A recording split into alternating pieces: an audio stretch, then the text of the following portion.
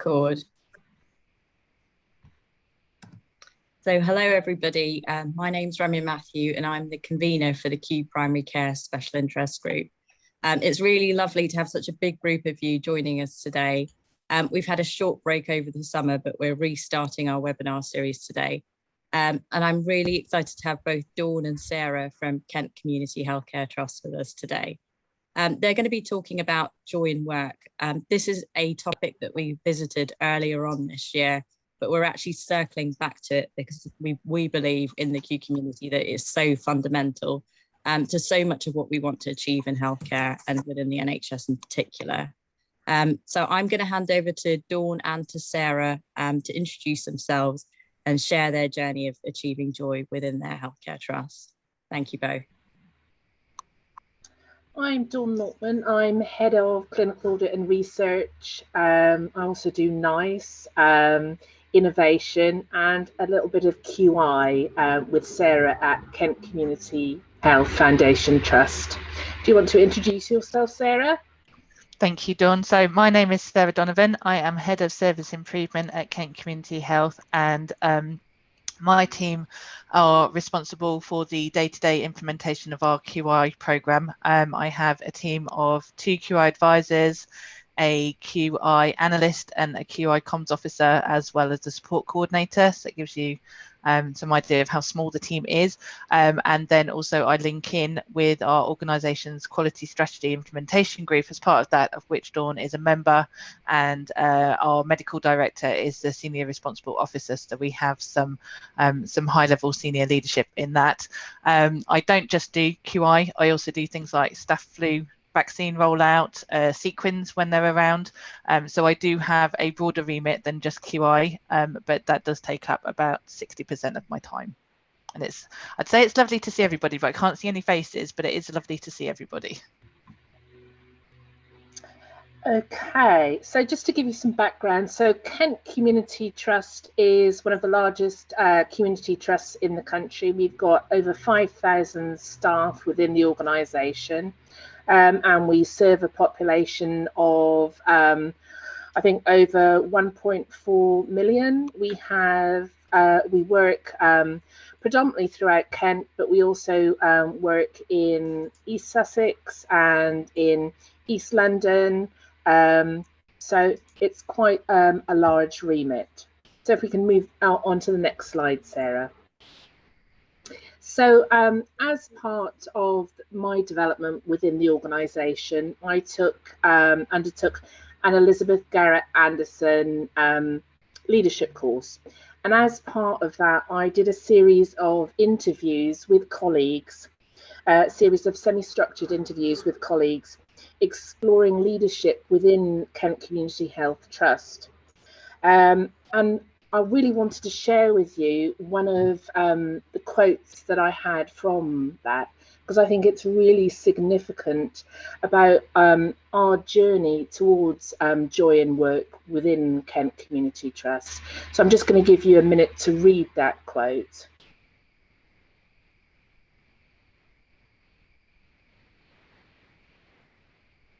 Everyone read it? I get a nod from the people I can see. Yeah. Okay, can I move on, Sarah?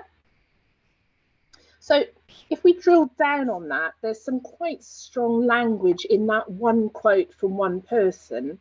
So it talks about culture, it talks about a positive environment, it talks about innovation, autonomy for clinicians, work-life balance, mental health, less about blame, push to improve, and looking at QI tools to do that. So I mean, that really, in that one single quote, that talks about a shift in culture to promote autonomy, innovation, greater psychological safety, with QI front and centre, helping to provide the momentum and tools to enable and drive that joy in work, which the IHI tells us is composed of sort of 9 components. So looking at that wheel that you see in the joy in work framework, I mean, that's composed of physical and psychological safety, and we see that echoed within that quote. Meaning and purpose, which I think you can find in the sort of positive environment and culture. Choice and autonomy, that's very much echoed in there. Recognition and rewards may not be in there, but that's certainly in the Joy in Work framework. Participative management, camaraderie and teamwork, which we're going to talk about a bit more later. Daily improvement, which QI is an essential part of. Wellness and resilience, and real-time improvement, which combined, all those aspects lead to a happy, healthy and productive workforce. So if we can move on to the next slide. So our starting point, really, give you some background to our journey for Joy in Work. So in 2014, we had a CQC rating of good. However, we also had, round about that time, we had some quite large changes shortly after 2014. So we had a new chief executive, we had a new chief nurse, we had a new medical director, all who sort of joined the trust shortly around that period. So really some quite substantial changes. And the ambition then at that time became really, really focused at achieving a rating of outstanding. So, and that focus on achieving a rating of outstanding wasn't just simply on achieving a rating for a rating's sake. It was on a really genuine desire to achieve outstanding care for our patients. If we can move on to the next slide. And what was really evident was, you can just click through all of those, Sarah. What was really evident was, from a number of texts, was that QI is really essential. It is an essential enabler to embed a culture of continuous improvement and learning across an organisation. And as such, it impacts on the quadruple aim of quality, which I'm going to talk about a little bit more later.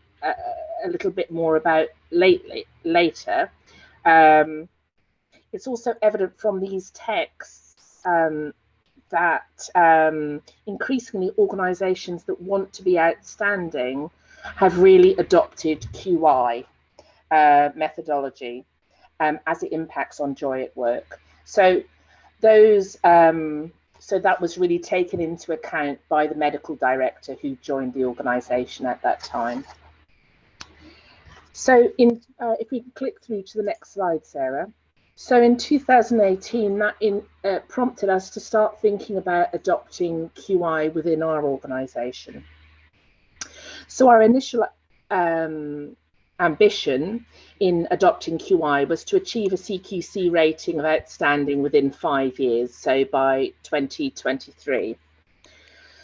And our initial driver, I'm sorry, it's not that great to read, is it, was to achieve appropriate leadership skills and experience at each level. So that's really about autonomy, and then communication and inclusion of staff and service users. So that's very much about participative management, which we talked about in the IHI Joy in Work framework. So very important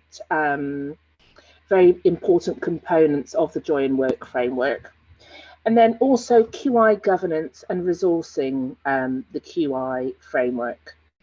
In terms of QI governance, what we had learnt from various staff surveys was that we needed to keep the governance light. As the staff surveys tell us that bureaucracy erodes meaning and purpose, which is fundamental to joy in work. Next slide, please, Sarah. So in terms of leadership for QI, which Sarah's already talked about, this was very much championed and driven by the medical director. And that board level input and constancy of purpose is really important. to demonstrate to the organisation that QI is going to be something that the organisation is going to stick with, because we've all had instances where the organisation has been very interested in something for a little bit, they've committed resources for a short term, and then they've moved on to the next big thing. So it was very important to demonstrate that QI was going to be something that the organisation was going to be committed to for the long term, and that's very much been demonstrated. It was also really important to see that there was that executive support for QI, and as a function it was important to show that QI was going to have participative management. So, and as Sarah sort of alluded to earlier, that's very much driven through the Quality Strategy Implementation Group, which has operational management from across the trust. And then on top of that, there's also quality forums within each division and directorate, so that there is very much leadership from across the trust into QI. So that there's very much ownership towards QI, which I think is very much very important. Also, in terms of our rollership, there was building QI skills at all levels in order to grow capacity and capability. So we chose to roll out the QSA program within the organisation, and building a QI culture where staff have autonomy to carry out their roles, where bureaucracy is reduced. And we're going to talk about that a little bit more in a minute when we talk about the campaigns that the trust decided to run. It was very important with QI that staff were given ownership of solving some of the pebbles in their shoes and the daily niggles. And I think that is the most important thing about QI. It's about giving people tools and autonomy. Also, the systems view. What we've tried to do as a QI leadership group is make sure that the system itself is speaking the same language with regards to QI. So Sarah and her team have rolled out training to commissioners, to GPs, very much across the system to facilitate that QI vision and view. And then strategic intent for QI, so there's buy-in by the organisation and strategy for inclusion in the quality agenda. Next slide, please. Okay, and this is where I take over. So thank you, Dawn, that was fantastic. And I see that in the chat boxes there are quite a number of comments around QI is essential. Richard, I think you said, but only if it's built into a management system. Absolutely. And I think the thing that we most have to recognise, and that is graphic, and again it's quite small unfortunately, I don't know how it's coming out on your screens, it really shows is that our QI journey really has been a journey. As Dawn alluded to, in 2014, 2015, we did have quite a significant change of senior leadership within the trust, and we started to move from an assurance perspective much more to an improvement perspective, but that still took quite some time. So it wasn't really until April 2018 that we went out to our senior leaders at the time and actually asked them, how do we think is best to start to implement a quality improvement culture? And as Dawn said just a minute ago, we decided that we would go down the NHS England Act Academy at the time route of the quality service improvement and redesign kind of aspect and curriculum, rather than, for instance, the Virginia Mason Lean or the IHI quality improvement, all of which I think we have examples of across the system and across the NHS as a whole. And it's not that one is any better than the other, but we felt that that for us was the right fit, having actually engaged with our senior leaders and our operational managers to ask them what they thought, which was kind of a really nice first step for us, to ask them how they thought that we should be taking this forward. And since then we've kind of gone through a couple of phases. Our first phase, as Dawn said, was to achieve our aim, our overall aims. It was that QI would help to achieve a CQC outstanding by 2023, and as you'll see later, we've made some good progress with that.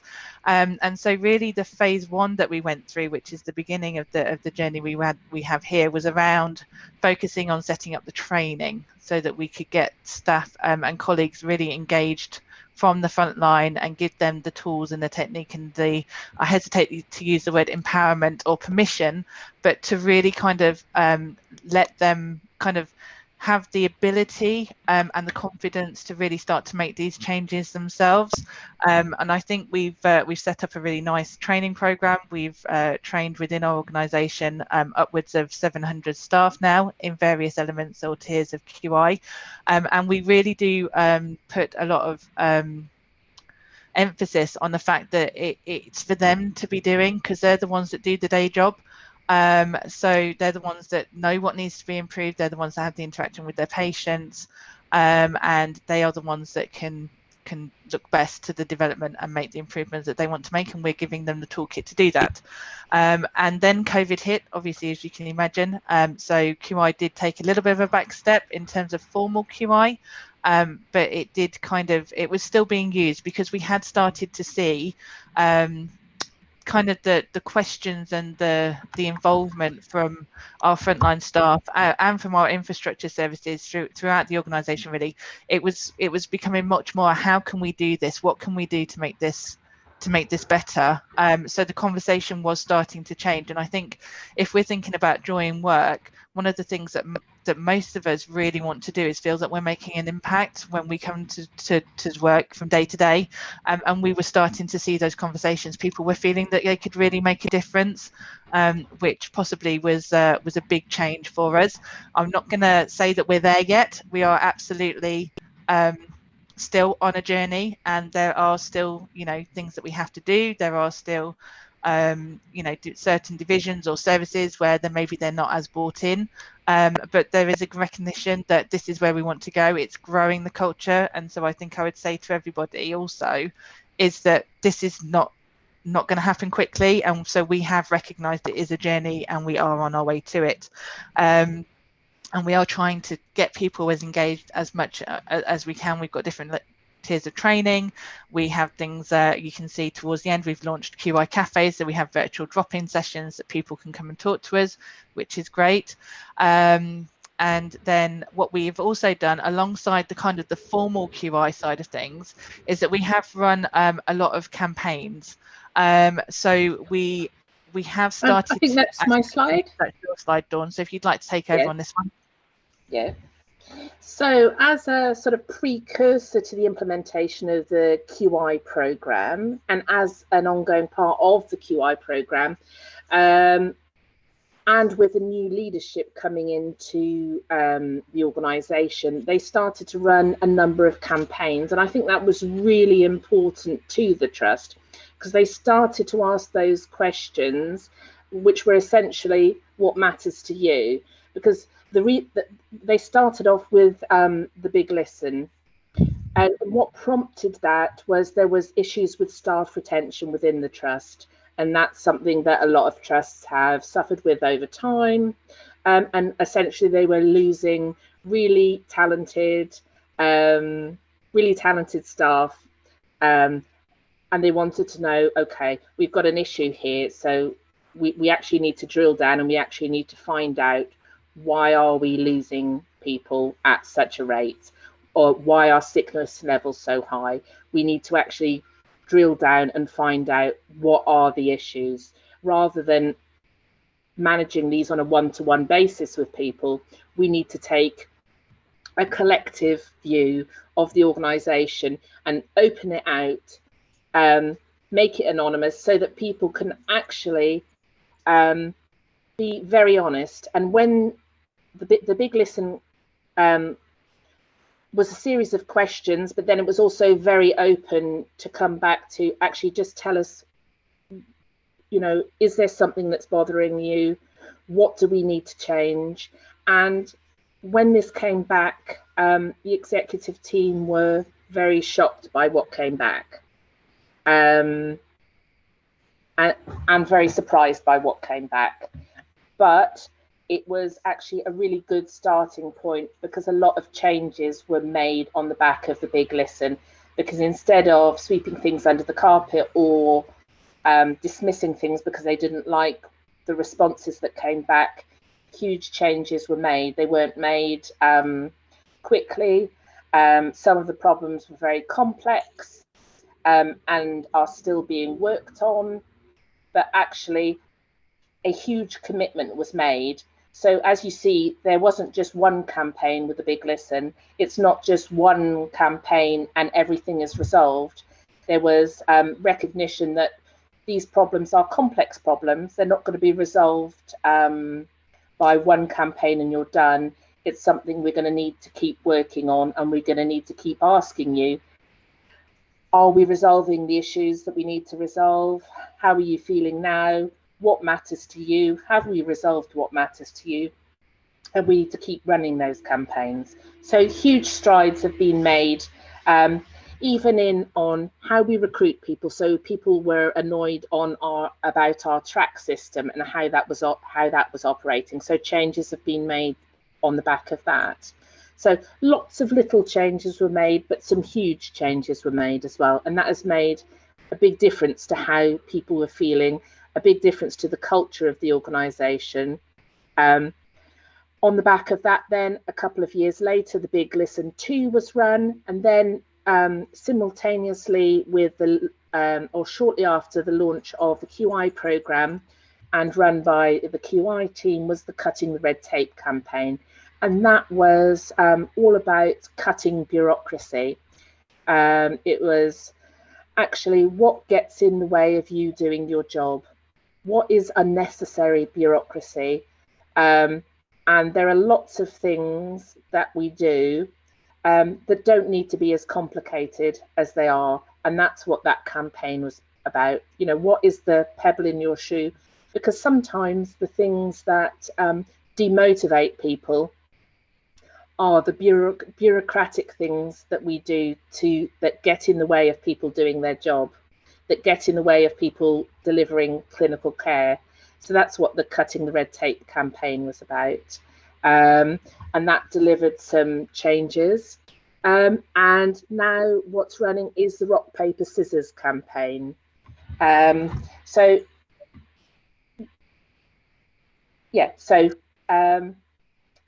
I think it's back over to you, Sarah.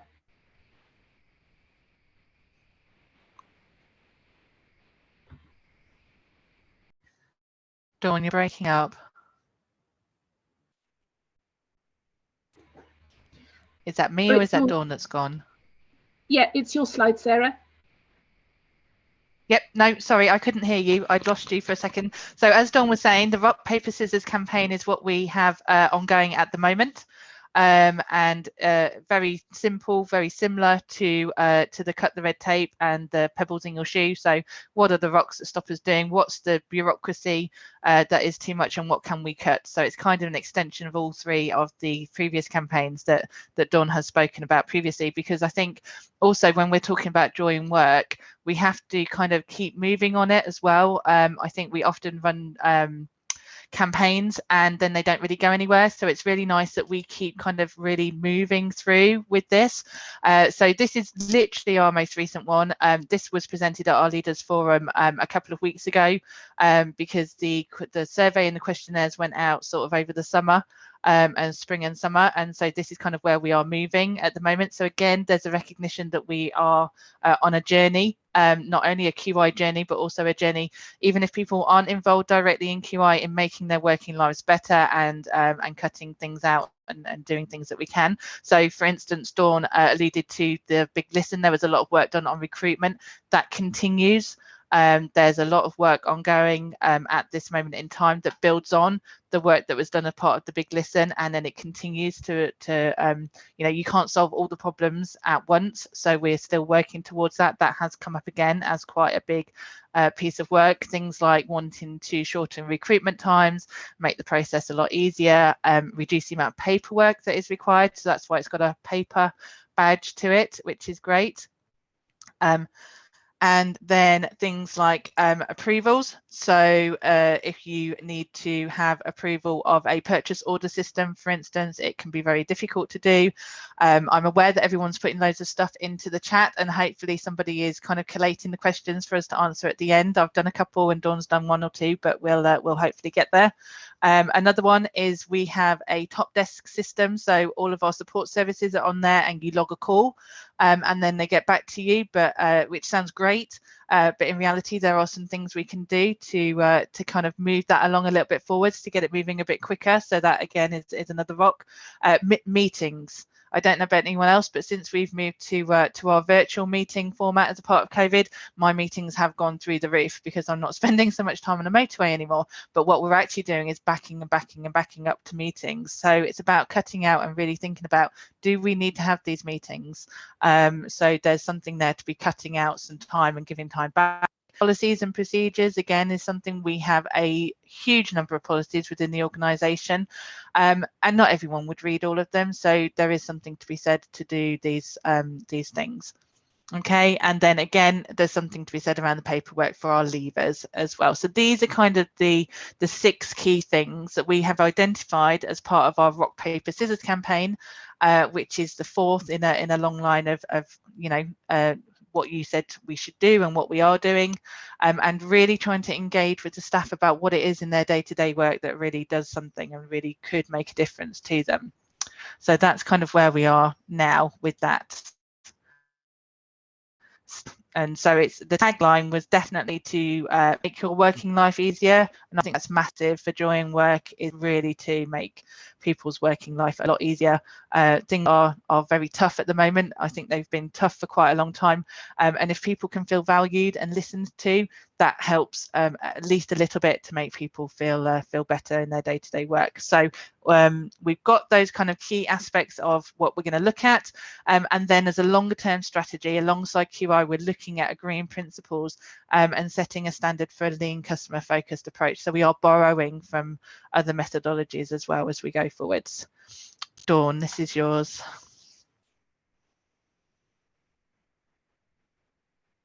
Hoping Dawn's there.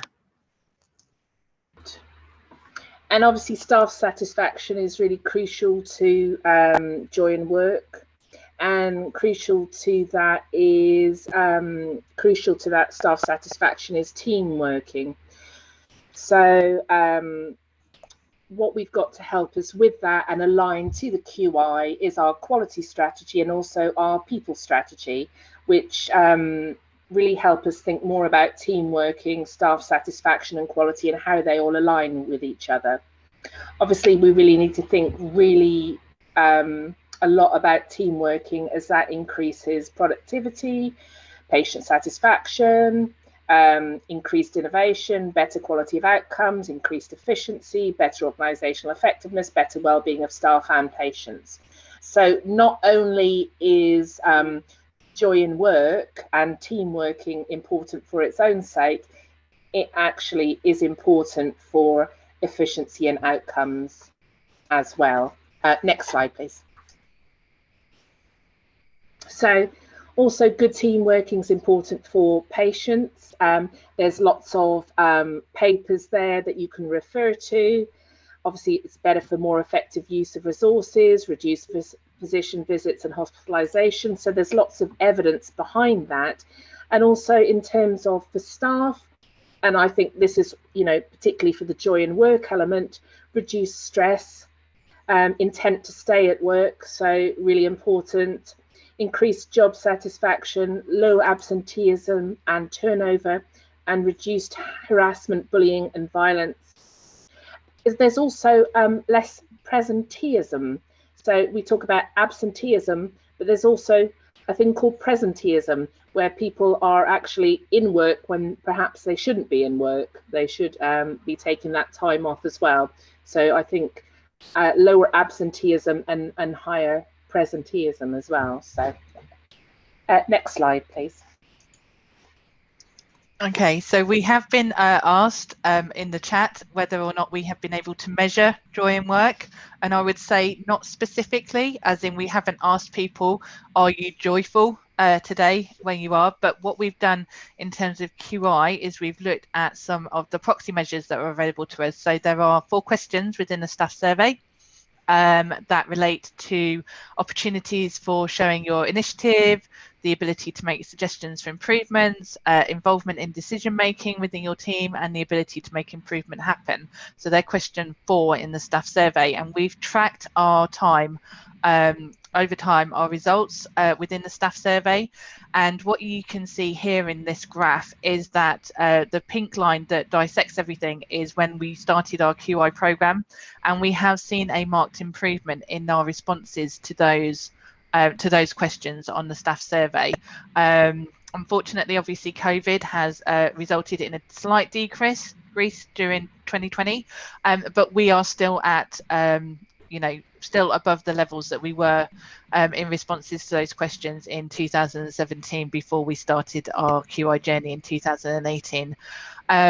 There is some work to be done around linking in these campaigns that Dawn and I have just referred to, where we're asking people what it is that makes that they can kind of do better or what they want to get rid of. And I think there are some outcome measures to be looked at from that, but I don't think we're quite there yet in kind of articulating those specifically.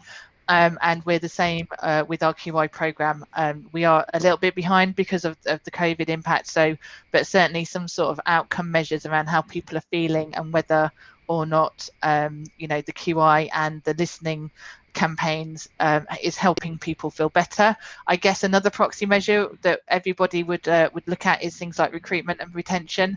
How is our retention going? Are we keeping more staff? And I think there's a longer piece of work to be done from that. And this is sort of how our sort of quality strategy feeds into joy in work, and this is our second quality strategy. So both of our quality strategies are very much based on the quadruple aim. So I think the great thing about the quadruple aim, so traditionally it was the triple aim of quality, and what that was about was clinical effectiveness, patient safety, and patient experience. But it's very much now also about putting improving staff experience at work, putting that very much front and center as that 4th element, making it the quadruple aim. And I think that's really important now that we do have the quadruple aim. That's very much fed into the ethos of our QI program, and it's something that we talk about repeatedly in our QI training, and it's embedded in our quality strategy. And if we look at our mission, it's to trust, support, and empower staff to drive quality and develop new ways of working. To achieve this, and if we look down at our objectives, to promote positive staff experience. So throughout that strategy on a page there, it's very much cementing the fact that the staff experience and staff autonomy and power to drive things is very much front and center around everything. Because that way you have the expertise of staff driving things, but you will also maintain and develop that joy in work. And as part of that quality strategy and focus on staff experience, we've embedded things like Schwartz rounds, which actually they couldn't have been embedded at a better time, because they were introduced just before COVID hit. So that was really timely, actually. And I think that was really beneficial during that period. So there's been a huge uptake with the Schwartz rounds. We've also helped to build psychological safety through the introduction of after action reviews when there's been serious incidents. And we continue to support clinicians to develop as leaders by engaging in peer networks, action learning sets, and through coaching and mentoring programs. So there's a huge body of work happening as a result of the people strategy, the quality strategy, the QI program, and the general culture of the organisation, all of those which are feeding into each other and are complementary to each other and are following the same ethos of continuous improvement, which I think, as we're all working towards the same objective of continuous improvement, I think it feels that we're all working towards joy in work rather than competing, as sometimes has been the case. Next slide. Okay, and as Dawn was referring to, this has been an ongoing thing, and we didn't forget it during COVID either. Probably like a lot of you, we had to put changes in place to the way that we did things and the pathways that we followed, and a lot of those changes we then needed to evaluate last summer. And one of the key tenets that we used for this evaluation was actually our staff experience, alongside our metrics, our deliverables, and our patient experience. The kind of the triangle that we really wanted to focus on for this evaluation also included staff experience, which we hoped at that point would also then kind of raise an awareness amongst our really kind of pushed staff cohort that we were still really thinking about, and the leadership within the organization, and you know, everyone else that was kind of asking them to not justify what they were doing, but what they were doing and how they were doing it in response to COVID, that actually we really did want to think about how things had impacted them when it came to either stopping, starting, or amending what the reset of the organisation would look like. So the 4 kind of tenets of the improved staff experience section of our strategy was improving staff work life and satisfaction, looking at optimising home working opportunities, and not necessarily making everybody switch to home working, but making sure that those that were able and comfortable to do so were able to do so. Which was good for life-work balance, evidence of leadership and teamwork, and a quality improvement culture in practice. So kind of a combination of all 4 of those was the kind of the aim of the COVID evaluations from the aspect and point of view of staff experience. So we really have tried to do it, even through the toughest of times. We've tried to really listen to our colleagues and work with them to do things the way that they want to do them. So we've kind of gone over sort of our theory. We've got some case studies to share with you, but I'm mindful of time, so I don't know if we want to look at the case studies or if it would be easier to go into question and answers. Not having done one of these before, I'm afraid I'm not sure where we are. Thanks, Sarah. We've got 20 minutes to go.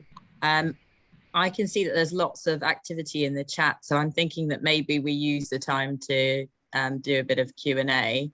I've tried to collate some questions as I've gone along, so I can get started. Do you guys want to wrap up at all, or? Yep, so I will literally just go to the very first. We can give these examples later if we need to. We'll just cut out the videos and send you the slides. But I think what we wanted to do was just kind of let you know that we did achieve our outstanding CQC rating in 2019. So our aim was there, and we did achieve it. So we were fantastic. And it was a really good result for us, and kind of really vindicated the work that we'd done with our teams to get there.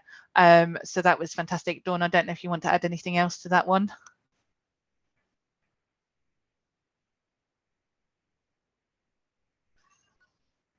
Okay. No, Dawn's gone, I think. And now what we are trying to do, this is our driver diagram for our second phase of implementation, which is really about working hard post-COVID to really ensure that joy in work and quality improvement becomes the way that we do things as usual, business as usual, rather than, as some people have said, it is still in some circumstances a bit of an afterthought, and we want to make it the way that people think, just, you know, generally day to day, rather than, oh, I might have to do some QI, or what about joy in work? We want it to become the common language, and that's really kind of where we are. So I'm going to end my slideshow so I can see faces. Is that okay? My sharing. Great, thank you so much, Dawn and Sarah, for that presentation. Like I said, we've had lots of activity in the chat, and I think people were really keen to get their questions to you. My reflections hearing the presentation is just the amount of thought that's been put into achieving joy in work. I think is quite astounding, and I think we often underestimate, don't we, how much effort needs to go into this sort of thing, and often it's just sidelined because there are always bigger priorities that get in the way, and results that have to be achieved and so on. But actually, if we think about it, without the staff and without, you know, people who are able to bring their best selves to work, we can't achieve anything else that we want to achieve. So it's really great to see that in Kent that you've taken that amount of effort. I'm going to get started with one question. So there was somebody who asked about the big listen, and what was it that came out of the big listen that was so shocking to your leaders, and were there any sort of recurrent themes? It'd be interesting to hear about. Okay, Dawn, would you like to take that question?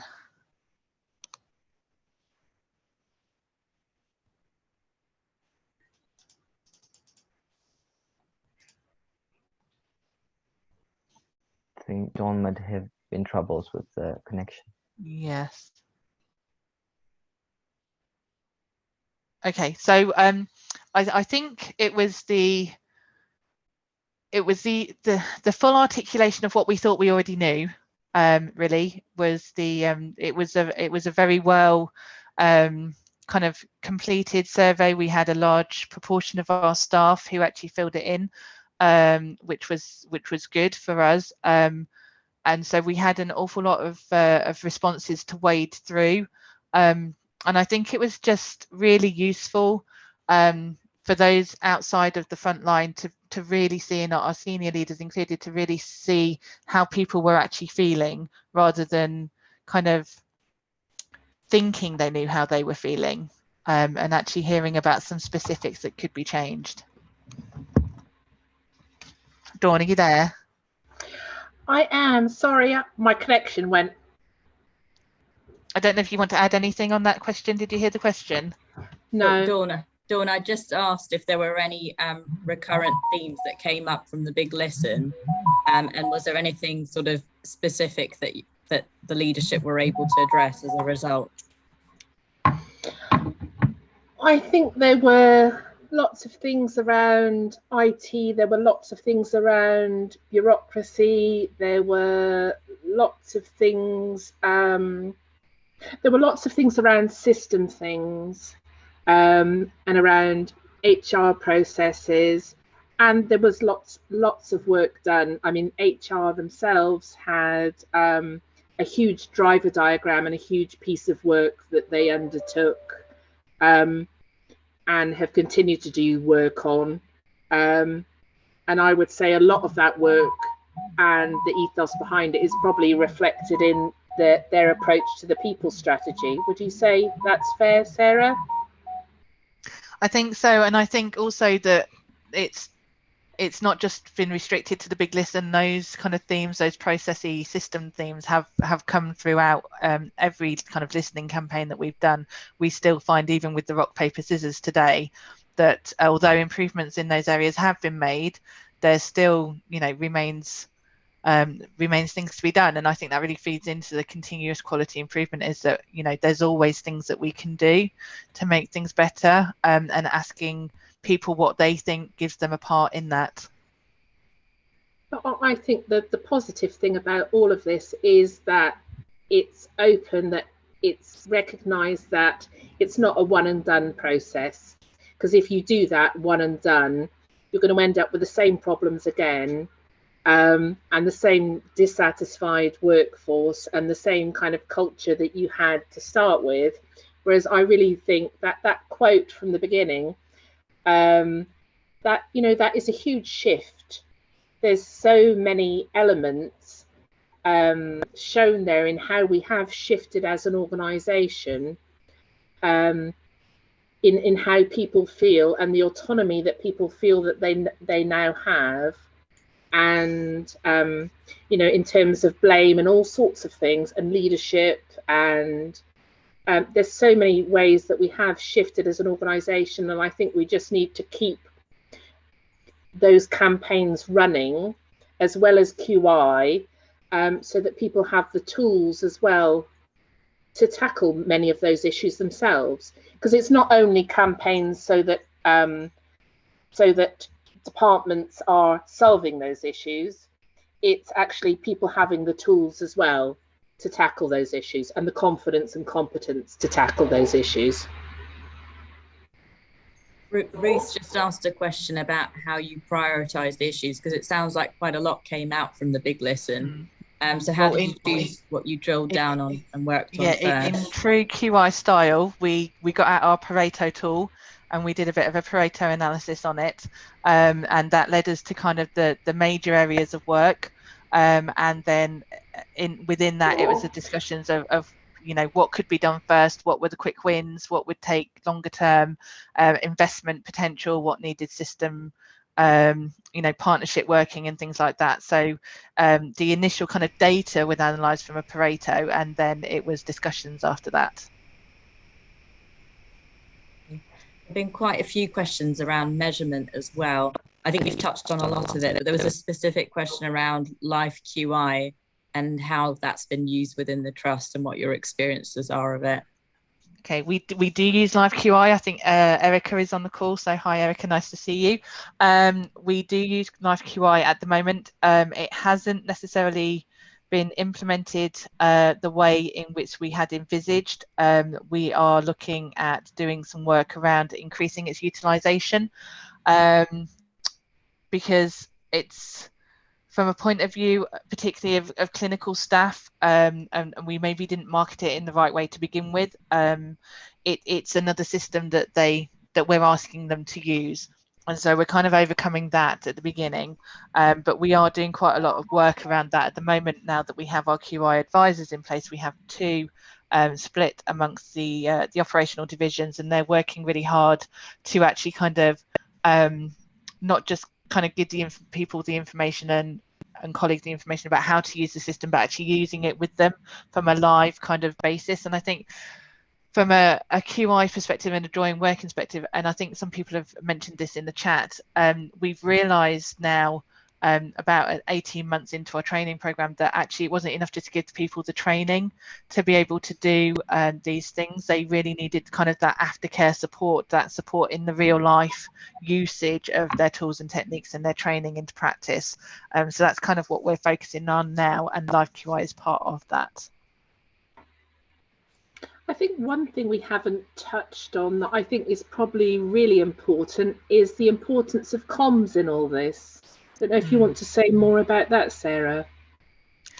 I think, yeah, absolutely. So the listening campaigns, all four of them that we've alluded to, have been run through our communications department, but we are also, from a QI perspective, very lucky to have the decision was made for some of our funding to actually invest in a communications post within my team, and they've been instrumental in putting together our website. We have a standalone QI website. If you Google KCHFT QI, it will pop up. I go on it often enough to ensure that we remain at the top of the Google search, and we really have worked hard on networking. I think potentially some of you in the room may be part of the QI comms network that we've started to put together via Twitter. It means that we have a means to share our successes as well. So if people do brilliant piece of work, we have the means to be able to share that with people, to submit it, to help submit it to national publications, which also then gives people a boost of confidence that we think so much of their work that we're willing to spread it a lot further. So that's really, really good. And I think that has been really helpful. And from a QI perspective, they've also linked in with the 15 seconds, 30 minutes movement, which is obviously really great and very, very much concerned with joint work. And we've done a couple of targeted campaigns through it with Daniel from there, and he's talking at our QI conference next week, so that's really, really good. So that has been quite a strength of ours, I think, and it's been really valuable in helping to. We are a community trust, so we are, you know, not the biggest workforce in the world, but we are very geographically spread, and it can be quite hard to reach people, and that has helped us with that, and in moving that conversation forwards. There's a question from Kate about whether or not you've tracked how many staff have participated directly in improvement work since this piece of work began. So we try to track through LiveQi and through our QI advisor conversations now, how many of our, in particular, our CUSA practitioners who have undertaken the 5-day training that we're accredited to deliver locally have then participated in and completed QI projects going forwards. We were just getting there before COVID hit, so a lot of the work has not necessarily been completely recognised that happened during COVID, or a lot of the projects that were underway at that point have been superseded by other work that's been ongoing since then. So it's something that we are trying to do, but we've not got it right yet. I would say we have an idea, but it's it could be better. It could be absolutely better, but the conversation and the discussions are definitely there, which is really positive. I remember, you know, 8 years ago I was involved in the Productive series. I don't know if any else of you did it, and the conversation was, oh, you know, why are we doing this? We've already done this kind of thing. Why do we need to make things better? And now the conversation has shifted to what can we do, which is so much better. So much better. Okay, a ballpark. Probably over half of our CUSA practitioners have translated their training into some form of project. So that would be roughly 60, I think. But that's not the limit of our training, but that's the one we track. I'm getting the sense that there's a lot of people on this call who are keen to replicate what you guys have done at Kent. And there have been some questions around who is involved in your QI team. What are the kind of roles that you've got? Okay, so my QI team, my specific QI team is myself, not full-time, but then I have 2 full-time QI advisors. I have, as I said, a communications role that is 0.85, an analyst role and a support coordinator. But then also wedded to that is the wider kind of organisational structure that we have. So I've mentioned that our medical director is our senior responsible officer, which is fantastic. We also have Dawn and some colleagues of hers. We have all of the divisional heads of the operational services who are on our QSIG, so our Quality Strategy Implementation Group, which essentially acts as a steering group for QI, which again is really, really important. And we have, as well as those operational leaders, we also have some of those divisions have head of quality positions, and they also have a role to play in also delivering training as well. And the heads of quality are hugely important. Really important. A lot of those helping to run the, I don't know what you're calling them in the different areas now, the quality action forums or whatever you're calling them within the improvement boards. Yep. And action learning sets, and helping to sort of really encourage people within their divisions, helping to mentor people, helping, you know, really helping to develop QI within their respective divisions. They're kind of really, really essential to driving forward QI within the organisation. Yeah, I would agree, Dawn. We've got a very small central team, but actually it's the roles and the people who take it on within particularly the operational divisions that is really, really important, is to, you know, because the central team can, they can make the links, but they also have to have people within those divisions to cement those links with, and that's been really key in leading it with our clinical staff members. Yeah. I've got a question around training. So it's fantastic that you've been able to deliver training to so many of your staff, but what do you think has allowed them to take that leap from training and having an understanding of the tools to actually being able to implement them? And I mean, in particular, that sort of sense of what has given them that sense of autonomy and the sense of psychological safety to be able to kind of run away with their ideas and yeah, do the QI work in practice?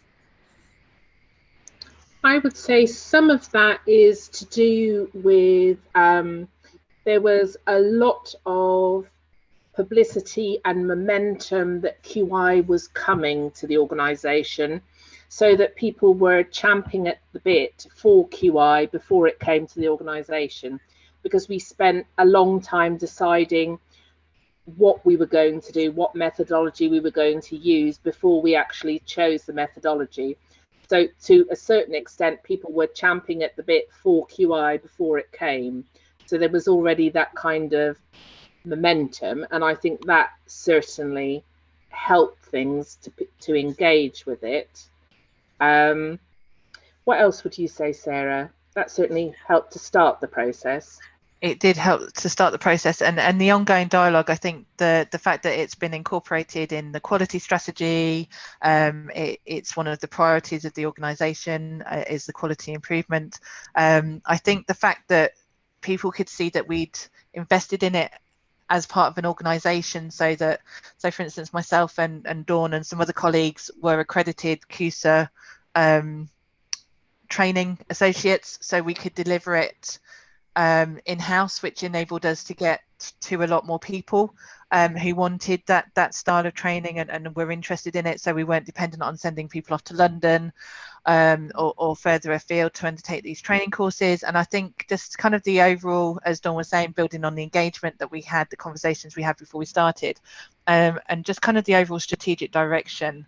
And I'm not saying that this is universal throughout the organisation, but it's certainly a freeing up of the restrictions as to how we move forwards. I think also, Dawn, would you agree that moving away from a quality assurance perspective to a quality improvement perspective has also been helpful in that?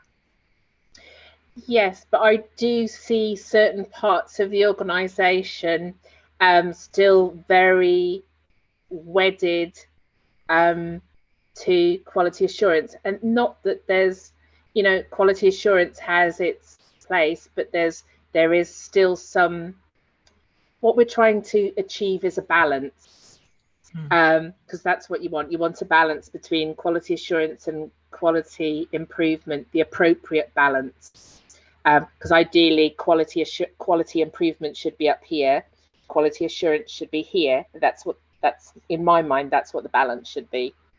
But in some areas you've still got a balance where it's like this with quality assurance. So it's not perfect in all areas, but we're still striving. I think that's the important part.